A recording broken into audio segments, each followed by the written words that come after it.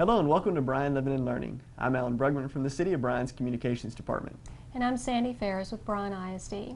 Today we're celebrating the success of Milam Elementary as they recently received a national award, and we'll check in with Kickstart Kid program at Davila Middle School. In the City of Bryan, we'll show you some highlights from a community event at Scurry Park, and we'll also show you the opening of our brand new health clinic for City of Bryan employees. But first, we'll show you the launch event that was held for Bank on Brazos Valley. Providing banking options to the unbanked or underbanked is the goal of Bank on Brazos Valley, and these community partners gathered at the Brazos Valley Council of Governments to launch that initiative. Bryan Councilmember Ann Horton has been a catalyst for the program. It is a thrill to be here today for our kickoff. The big day has finally arrived, and something that we have been working toward for months and months and months. But for good reason. It's all done right, and the payoff is going to be huge for the citizens of the Brazos Valley. And the next step in the process will be signing folks up for their bank accounts. Alan, that sounds like a great program. Where can people go if they want more information? Okay, folks can go onto the website. That's bankonbrazosvalley.com. That has all the participating agencies and other information. Or if you want to use the telephone, you can call 211. Well, Milam Elementary recently won a $50,000 award as a TAP National Founders School. TAP is a program that rewards achievement over a period of time, and it's supported by the Milken Foundation.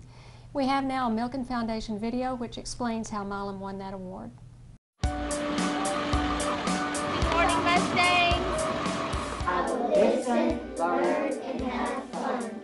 Milam Elementary has been a great leader, not only in the Texas TAP system, but for TAP schools across the country. There are no excuses. The students and teachers are committed to student learning, and they do what it takes to be effective.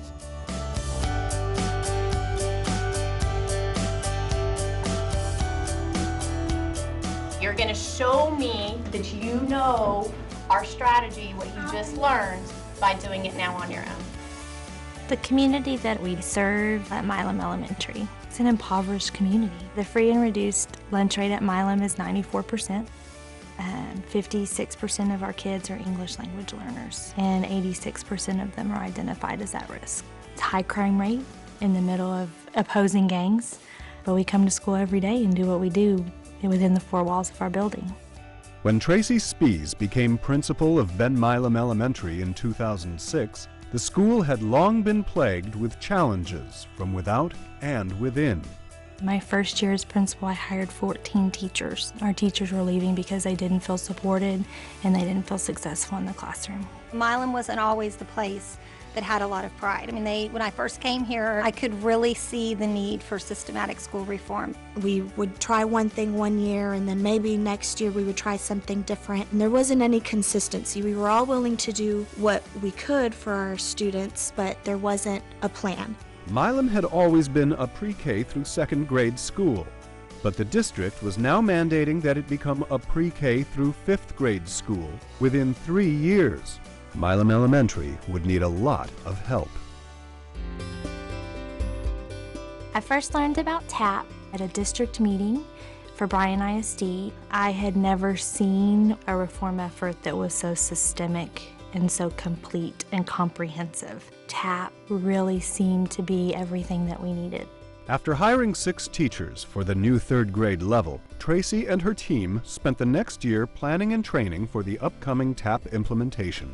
The following year, 2008-2009, would prove to be Milam's most difficult yet.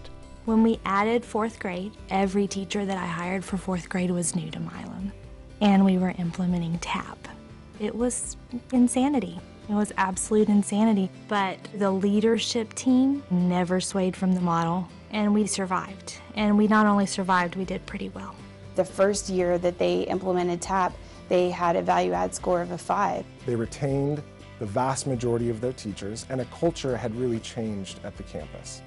2009-2010, we added fifth grade, and we added 5 new classrooms to our campus, 2 regular ed, 2 dual language, and 1 bilingual classroom. ¿Qué tiene que ver con ese problema?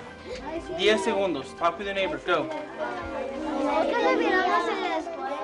Through TAP, they were able to weather a transformation. It did serve as an anchor for all the changes that the school went through, and it gave them an avenue by which to support each other and improve student achievement.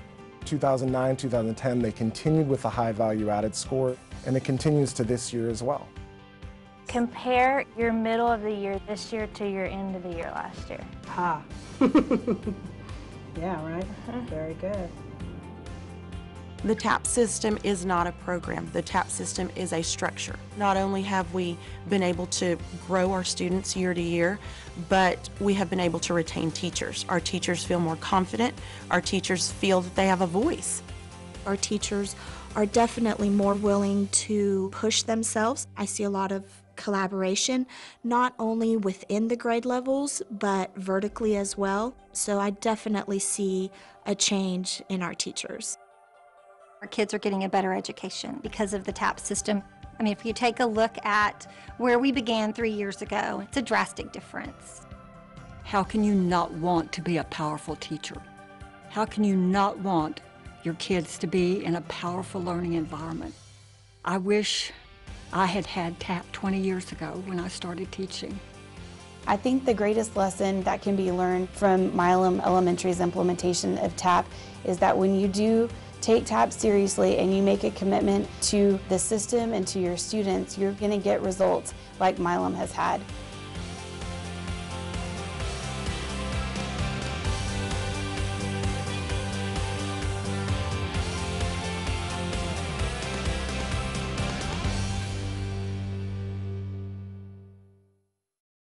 Well, Sandy, I know it's early still, but do they have any idea how they're going to spend that money? Well, not yet. They're going to put together a committee of the staff and parents, and they really just want to find a way to best benefit the students with that money.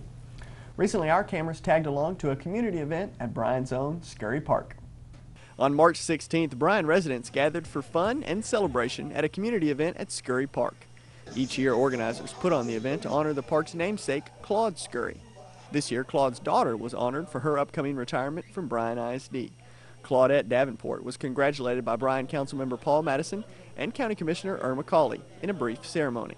Kids also got to see a fire engine from the Bryan Fire Department before they played on the park's equipment, competed in sack races, and played basketball.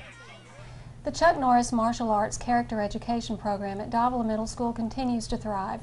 We checked with instructor Romel Gorgolas to see how his students are doing in recent competition. Well, Davila Kickstart students actually just competed their first tournament ever. It was the Kickstart Spring Tournament, which was held just recently. I took about 33 students, and 22 students qualified to compete at the City Championships, which is coming up next month, April 9th.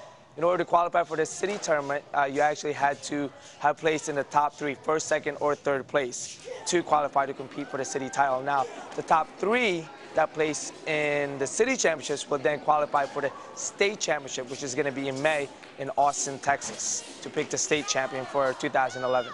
City championship, we had to do our design form 1, and I qualified for second place with my team group and first place individually. And I went against a ton of groups and a ton of individuals, and it was tough. It was actually kind of hard competing. First one, we did teams by each other. Our team took first. It was actually, our team was happy that we took first. It was hard, but the second one, it took a long time before I actually went up and did it, but it all paid off, all the training paid off, and I got first in both of my divisions. At first, like when Miss Jill was telling us about it, I was like nervous, like excited. When I got there, I wasn't as much nervous. I was just more excited than nervous. And when it was like the team that we did, when we were going up there, I just kept telling my team, do good, loud chaos, power, everything. And when we went up there, we did real good. We came second in that. We came second. I wasn't nervous, actually. I thought I was going to be nervous, but I just went through it like nothing. It was really fun doing it. So we've got some great students who've been working really hard, and I think, you know, by the end of all this, I think we're going to have a few state champions here. A lot of them are ready to compete in open tournaments, which is just not limited to the Kickstart students. They're going to be competing against kids from all over Texas and even out of state. Okay, so we have a few coming up, so that's what we're training them in. These kids are amazing, man. They work really, really hard, and I'm extremely proud of them. Recently, our City of Bryan Municipal Court started using a new call system called Teleworks, and already that system is proving beneficial. Since November of last year, the Bryan Municipal Court has been using a call system called Teleworks. What it does is it allows us to make automated phone calls on behalf of the court.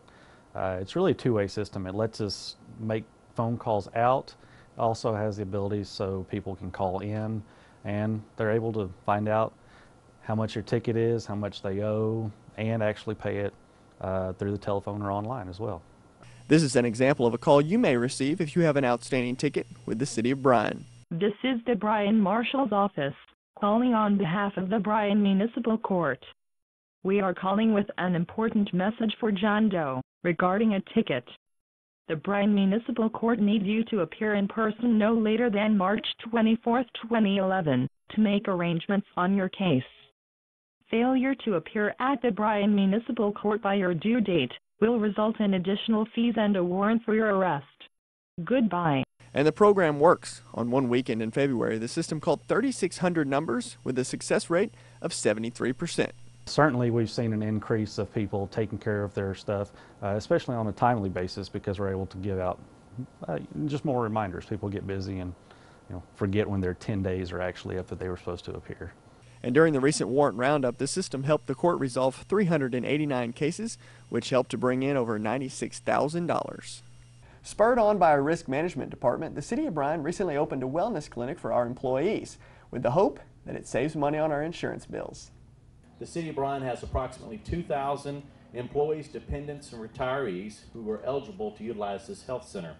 By entering into this partnership, we will not only provide excellent health care options for our employees and their dependents, but we should also save a great deal of money, which the Mayor and Councilmember Sutherland are thrilled to hear. In fact, if everything goes as planned, the city could realize savings of up to $200,000 in the first couple years of the clinic. The Employee Health Clinic is a unique partnership with the city and St. Joseph Regional Health Center, as St. Joseph's will staff the clinic and the City of Bryan will provide the patients. What does this mean for taxpayers? Well, reduced costs on health insurance means that money can be utilized in other areas, and healthier employees means a more productive city. Well, that's all the time we have for you on this episode of Bryan Living and Learning. I'm Alan Brugman. And I'm Sandy Ferris. Thanks for watching.